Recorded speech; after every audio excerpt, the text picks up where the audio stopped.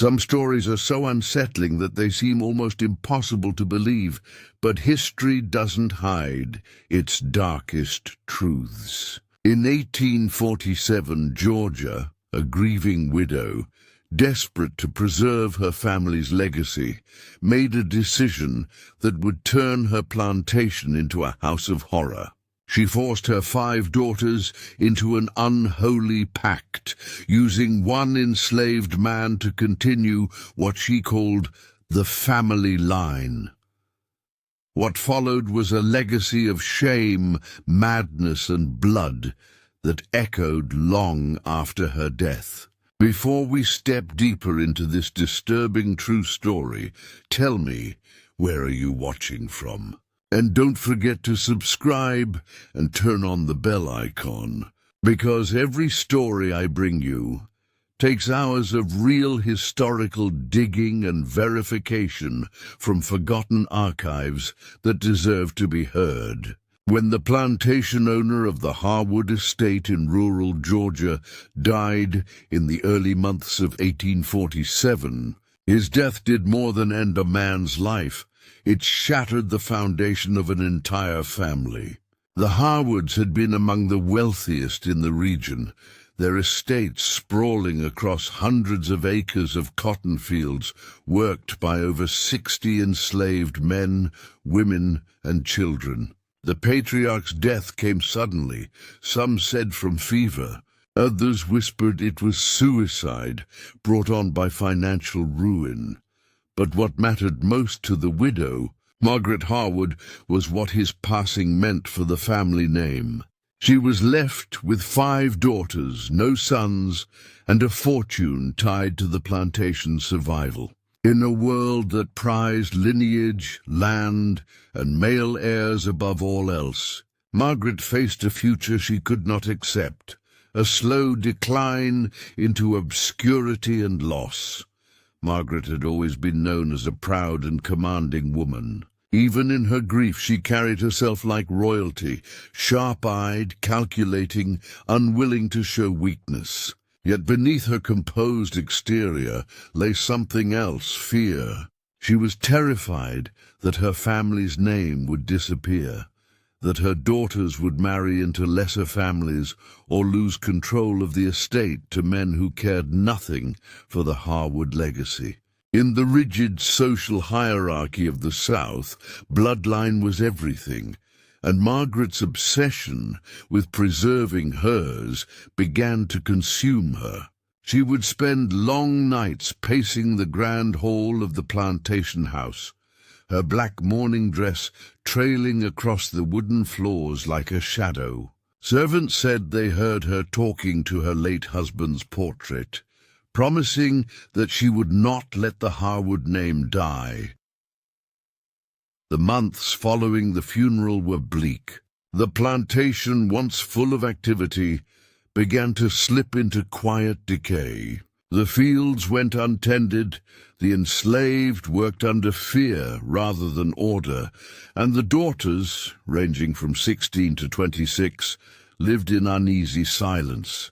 Each of them had seen their mother's growing instability, her temper flaring unpredictably, her obsession with family blood turning into something dark and unnatural.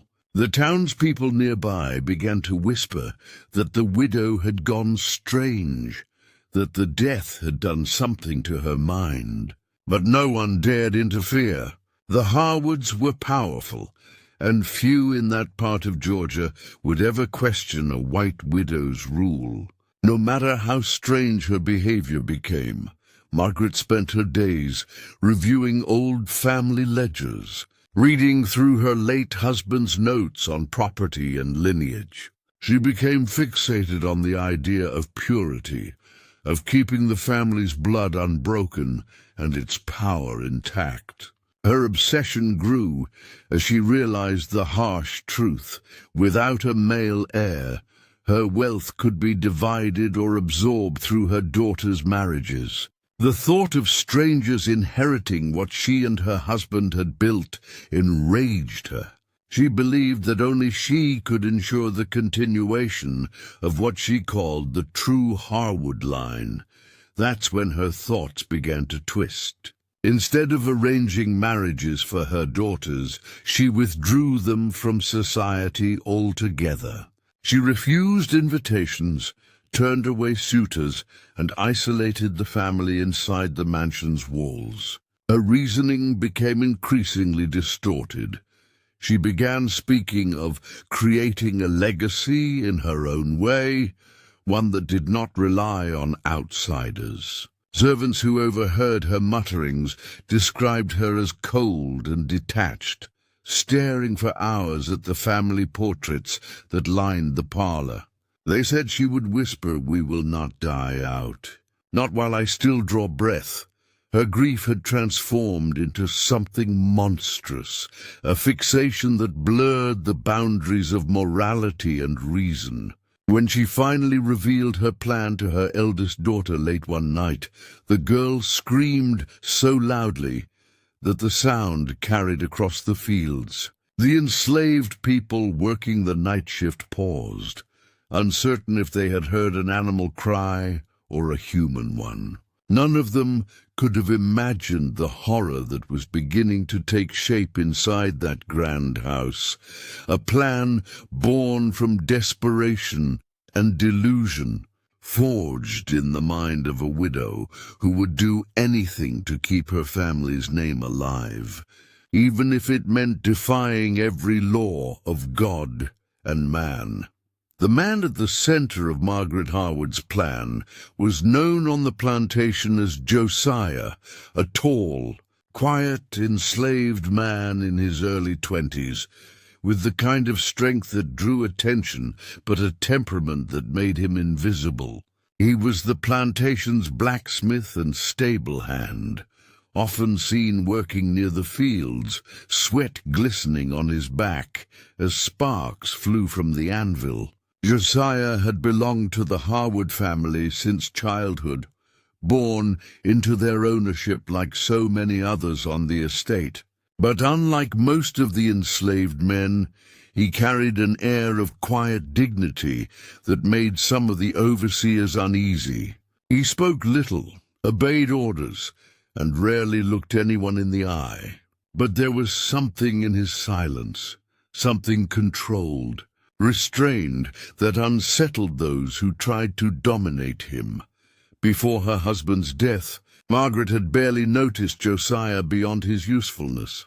But after she began to lose her grip on reality, her gaze fell upon him with new and twisted purpose. She saw in him not just strength, but something she called vitality. To her, Josiah's body represented everything that could preserve her family's legacy: endurance, youth, and life. While others saw him as property, she saw him as a vessel, a means to continue the bloodline she believed was slipping through her fingers. Her reasoning was grotesque and delusional, but in her mind it made perfect sense. If her daughters were to bear children, she would control the lineage herself, using Josiah as the foundation for a new generation that, in her warped logic, would bind the family name and its enslaved workforce into one unbreakable line. Margaret's decision was not made in haste. For weeks she watched him from a distance, observing how he worked, how he moved, how others spoke to him. Her obsession deepened with every passing day. She dismissed the overseer who had authority over the male slaves, and began handling Josiah's assignments personally, summoning him to the main house for tasks that could have easily been given to others. The servants began to notice her unusual interest.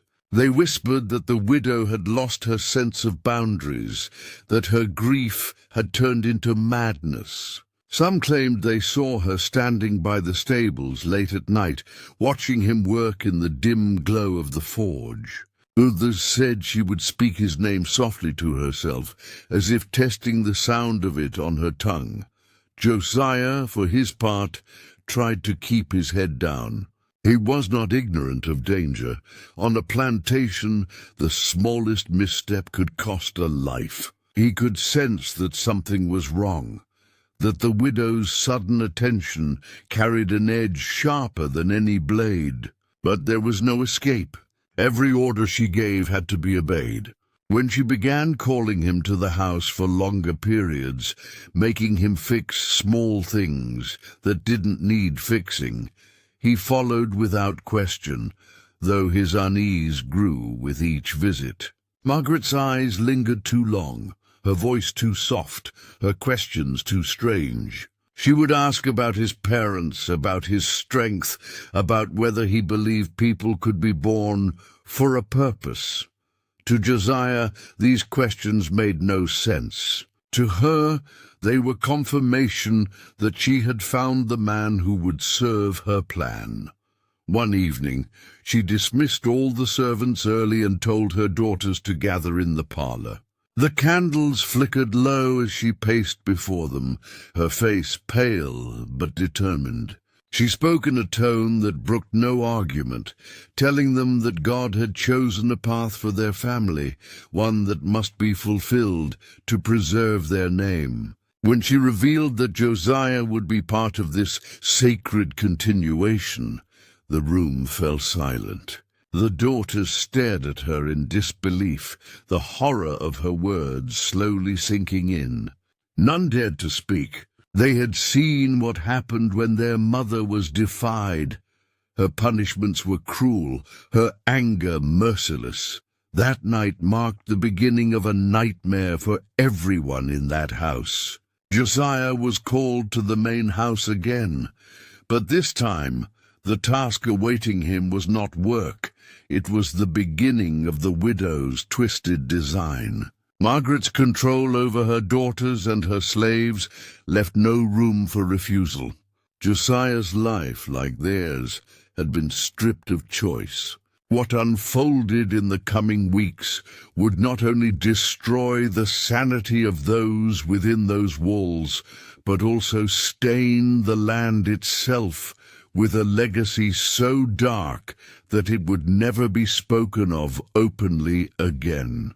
Margaret Harwood had crossed the line between grief and monstrosity, and Josiah, the enslaved man she chose as her instrument, would become both a victim and the unwilling seed of her family's doomed future.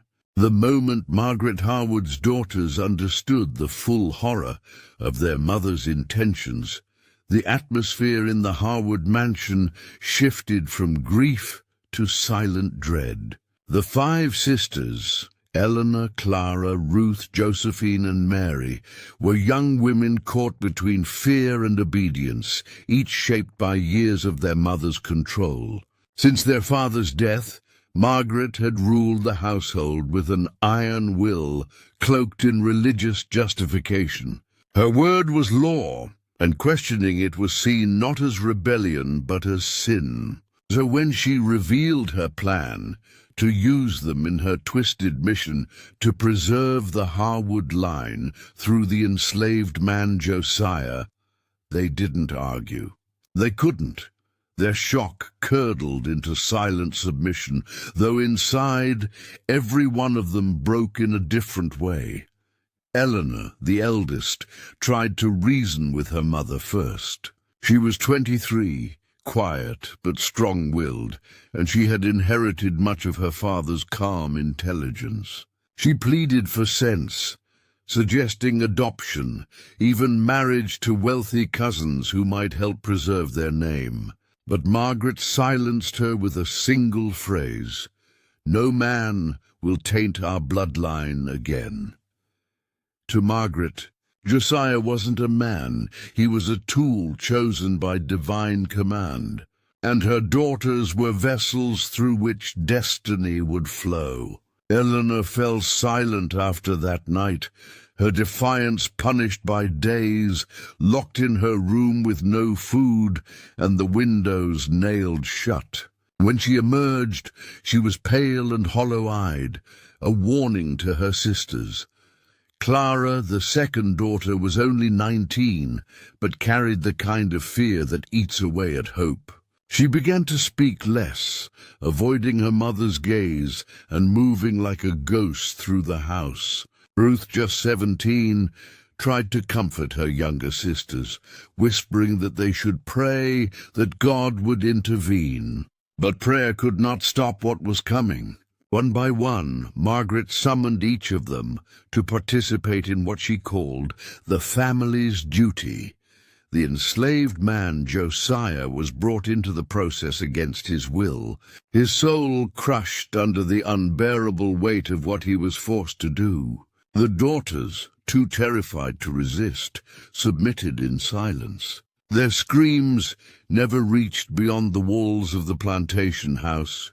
Margaret made sure of that. The psychological toll was unbearable. Eleanor stopped speaking altogether, wandering the hallways at night, muttering fragments of prayers. Clara refused to eat and grew frail, her eyes sinking deep into her face. Ruth would sit for hours at the window, watching the fields where Josiah worked, her expression empty, as if she had already left her body behind.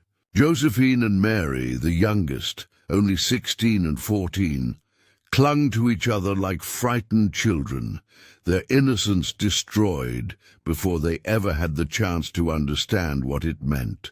Margaret called it sacrifice. The world would call it horror.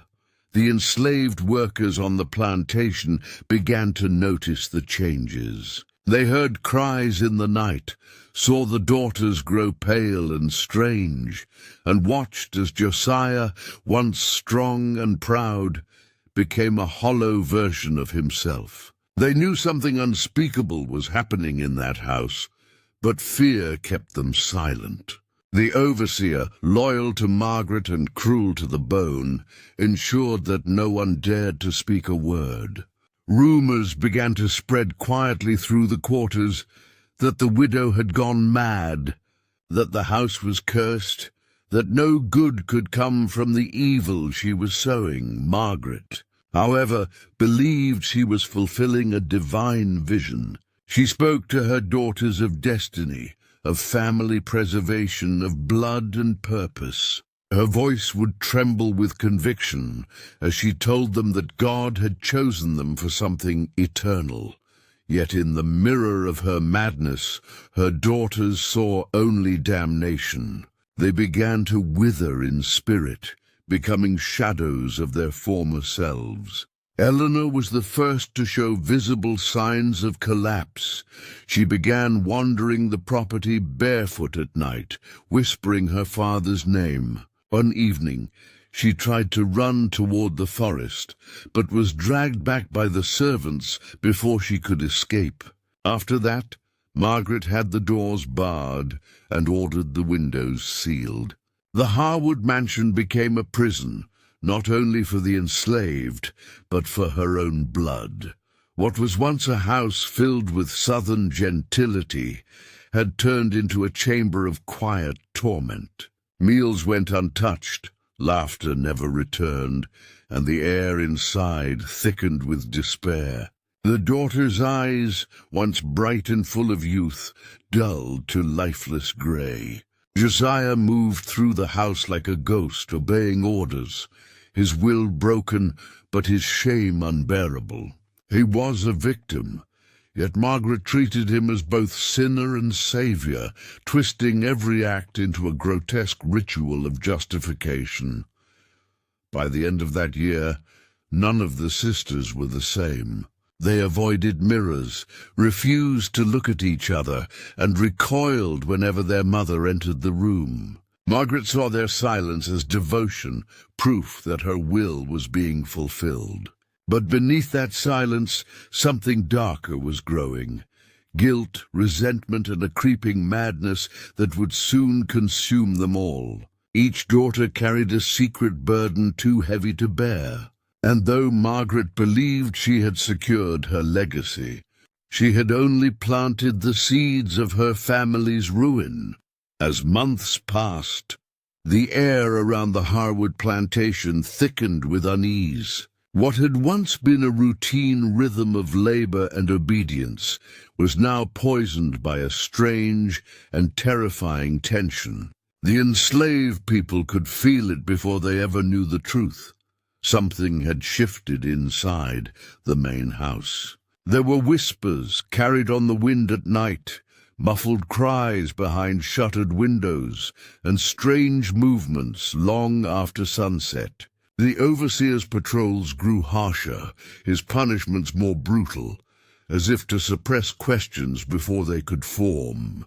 Even the fields, once filled with the dull murmur of human voices, seemed eerily silent. It was as though everyone knew that something monstrous was happening within the mansion, yet none dared to speak it aloud. The enslaved women, who worked in the kitchens and laundries, began to notice the daughter's pallor. They saw how the young women barely spoke, how they trembled when their mother entered the room, how they flinched at the sound of footsteps. Margaret Harwood had once been cold but predictable, a woman who prized appearances, who scolded her servants for any sign of disorder. But now she moved like a figure possessed, demanding that the house be spotless, that prayers be recited at sunrise and sunset, that silence fall over the estate after dusk. Some said she was trying to keep evil spirits out. Others whispered that she was trying to keep them in. Josiah's change was even more visible. Once a strong, steady worker, he had become withdrawn and haunted. His back no longer stood straight. His eyes carried the hollow stare of someone who had seen things that could not be unseen.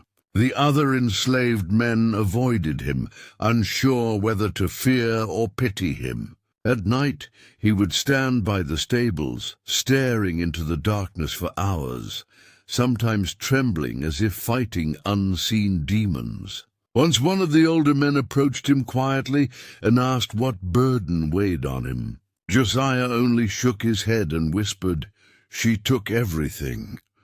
Those words spread like wildfire, though no one dared repeat them near the main house. The tension among the enslaved people grew unbearable. They began to notice that the widow's orders became more erratic. She would summon Josiah at odd hours, sometimes multiple times a day, then lash out at anyone who dared to look at him. She accused servants of witchcraft, of spreading lies, of plotting against her divine mission. The punishment for the smallest mistake became severe. One young girl, no older than 12, was whipped near to death for accidentally breaking a pitcher of water. The fear was absolute, and yet within that fear something else began to stir, a quiet defiance. The enslaved people were no strangers to cruelty, but what was happening at Harwood Plantation felt different. It wasn't just punishment or greed. It was corruption that had reached beyond reason.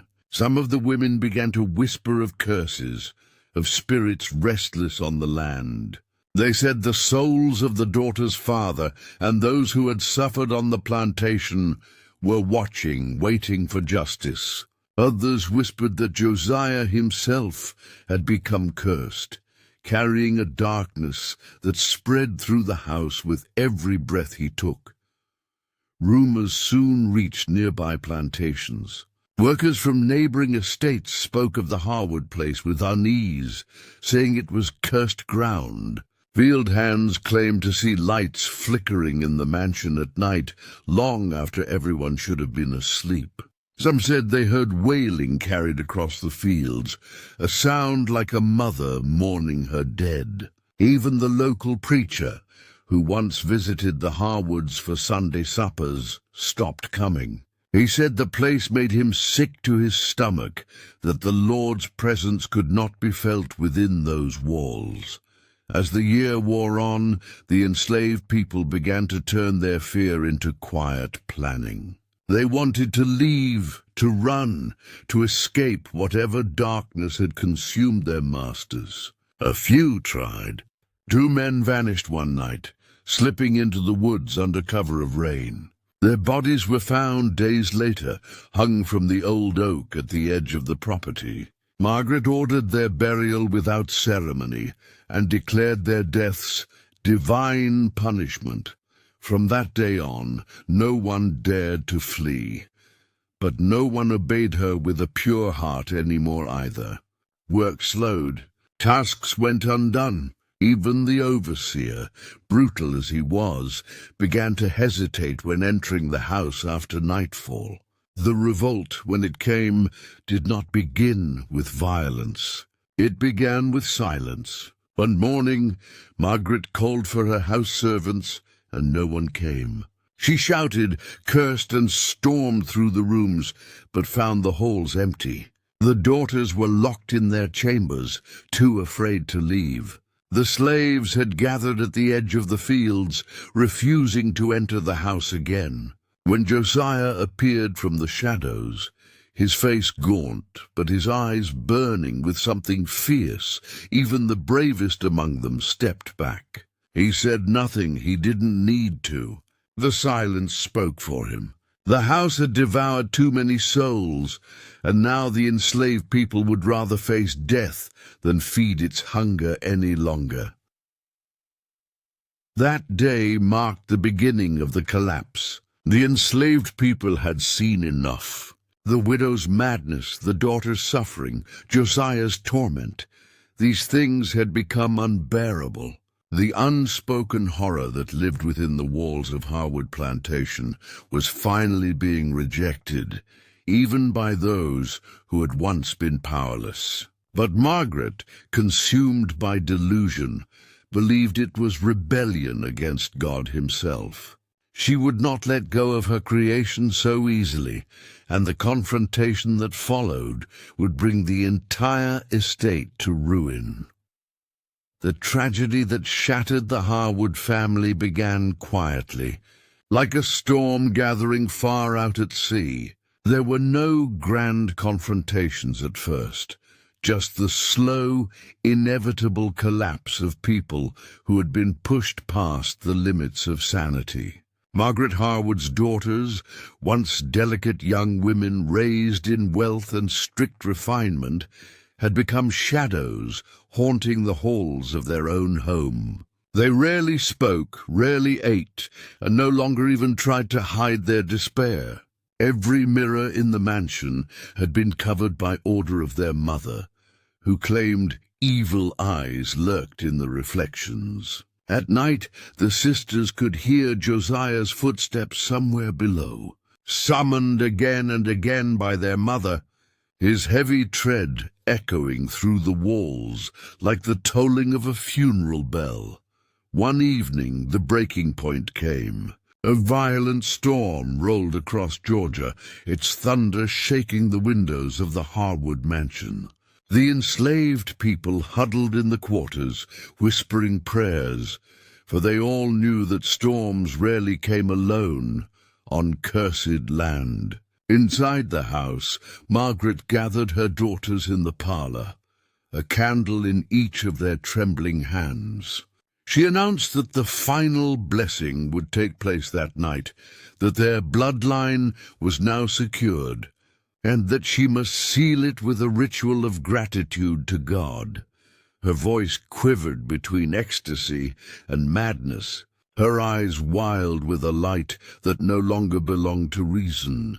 The daughters sat motionless, their pale faces bathed in flickering light, tears running down their cheeks as she spoke. None dared interrupt. Josiah was summoned once more, his presence demanded in the parlor. When he entered, the sight before him must have felt like a nightmare.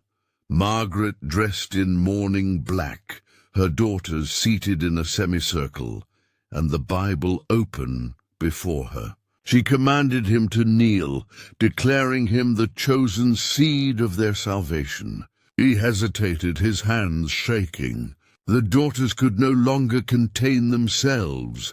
Clara cried out, begging her mother to stop, to let it end. Margaret struck her across the face with the heavy family Bible, sending her sprawling. "Blasphemy!" she screamed, her voice cutting through the thunder. "You will not curse what God has ordained!" That moment shattered whatever fragile restraint had been holding the house together. Josiah rose to his feet, his eyes filled with tears and fury. Years of humiliation, pain, and forced sin boiled to the surface. "No God made you do this," he said quietly, his voice trembling. "Only the devil lives in this house." Those words froze everyone in the room. Margaret lunged toward him, her hand raised, but he caught her wrist mid-air. For the first time, she saw fear reflected back at her, her own. What happened next was chaos. One of the daughters, Eleanor the eldest, grabbed the candle beside her and hurled it toward the floor, its flame catching on the rug. The room erupted in fire before anyone could react. Screams filled the mansion as smoke spread through the halls. Servants burst in, trying to douse the flames, but the fire moved too quickly. The storm outside fanned it with wild winds, lightning flashing through broken windows. In the confusion, Josiah tried to help the daughters escape, dragging two of them toward the door, but Margaret clung to him, shrieking that he could not abandon her creation. When the ceiling beams began to crack, he tore himself free and carried the youngest two girls out into the rain. The others were trapped behind walls of flame. Witnesses later said they saw the widow silhouetted in the burning window, clutching the Bible to her chest, her voice still calling out prayers as the fire consumed her. By dawn, the Harwood mansion was gone. Nothing remained but blackened wood and smoke curling into the pale morning sky. Margaret's body was found near the parlor, still clutching her Bible. Her lips burned but frozen in what looked like a smile. Of the 5 daughters, only 2 survived, the youngest barely clinging to life.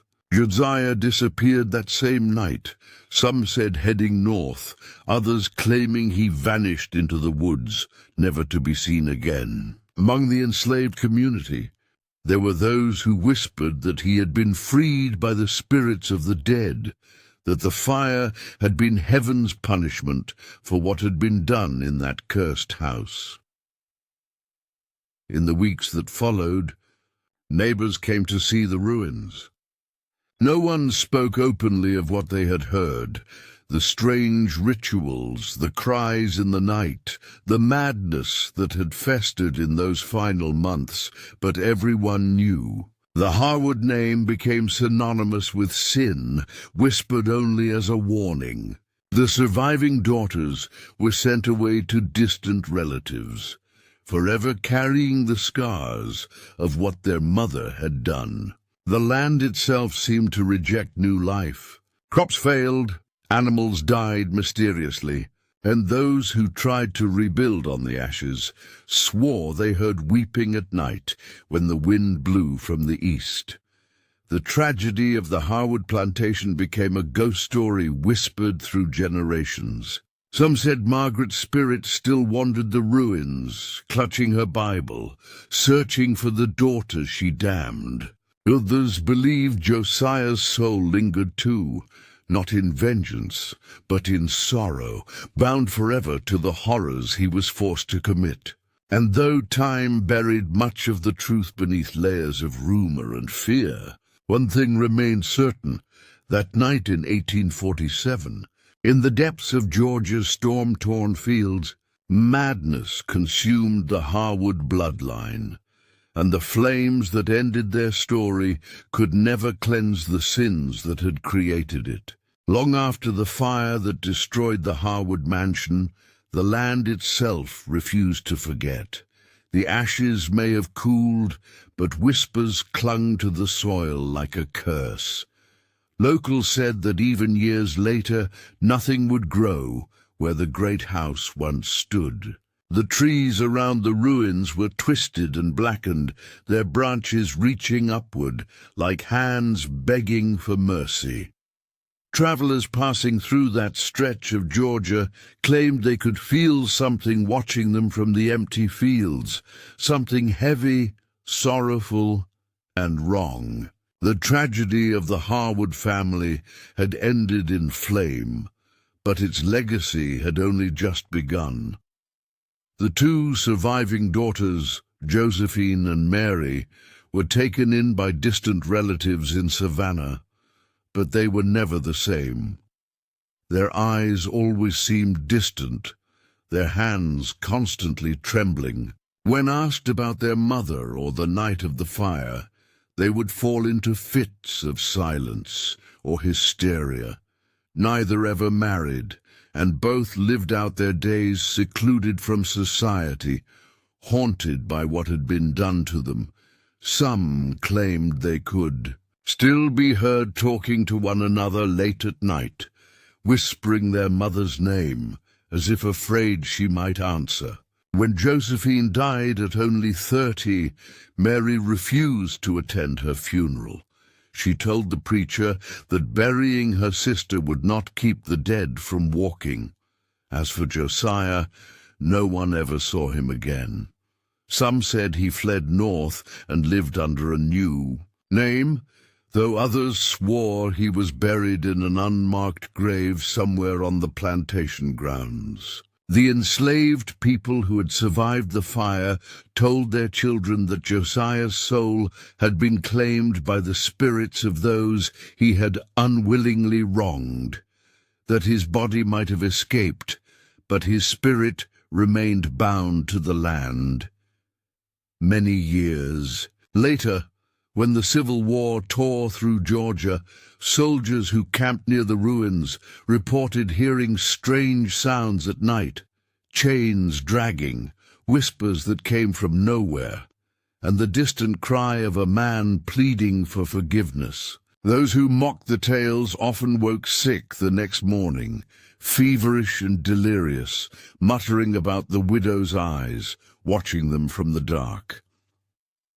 By the late 1800s, locals had stopped calling it Harwood Plantation altogether. It became known simply as Widow's Field. No one built there, no one farmed the soil, and the few who dared to hunt nearby claimed their dogs refused to cross the property line. The land was sold several times, but each new owner abandoned it after strange misfortunes.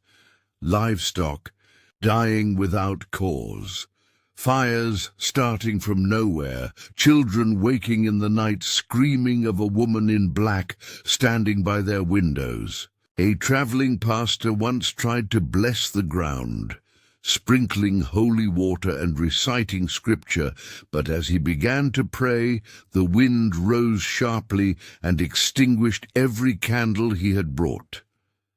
He left that night and never returned. The story of Margaret. Harwood became a warning passed down through generations. Mothers told it to their daughters as a tale of madness, power, and the evil that festers when grief is twisted by control. But others saw it differently. Among the descendants of those once enslaved on that land, the tale of Josiah became one of sorrow and endurance, a story of a man who bore unbearable sins that were never his to carry. They said his spirit still roamed the property not as a curse, but as a guardian, keeping the widow's ghost confined to the ashes of her own making. Over time, historians tried to uncover the truth. Some found fragments of court records mentioning the fire and the mysterious deaths of the Harwood family, but most documents had been lost, or perhaps destroyed by those who wished to bury the shame. A few faded letters survived, written by a neighbor who had witnessed the fire from a distance. She described seeing a figure of light and shadow standing before the flames, a man carrying 2 girls in his arms before vanishing into the storm. Whether it was Josiah or a trick of lightning, no one could say. By the 20th century, the story of the Harwoods had passed into legend, blending fact and superstition. Locals swore that on stormy nights a single candlelight could still be seen, flickering in the field, swaying as though held by an unseen hand. Some said it was Margaret, still searching for her daughters. Others said it was Josiah, watching over them, making sure she never escaped the land she had cursed. Paranormal investigators who visited in later years claimed to feel sudden drops in temperature and the scent of burning wood when standing where the parlor once stood. One even reported hearing a faint voice whisper, "My children will live forever," followed by the sound of crackling fire. But perhaps the most unsettling part of the Harwood legacy was not the hauntings, it was the silence of those who remembered. Families in nearby towns refused to speak of it openly. Churches avoided mentioning it in sermons. It was as if the entire region had made an unspoken pact to let the story rest, believing that to speak it aloud might awaken what had never truly died.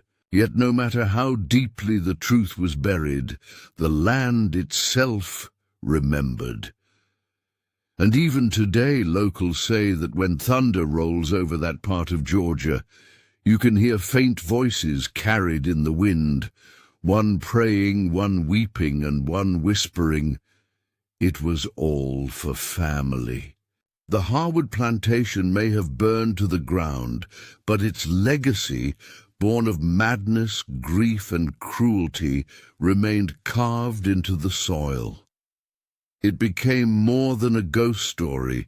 It became a reflection of how evil can disguise itself as duty, how love can rot into obsession, and how even the most powerful family name can be reduced to nothing more than a whisper in the dark.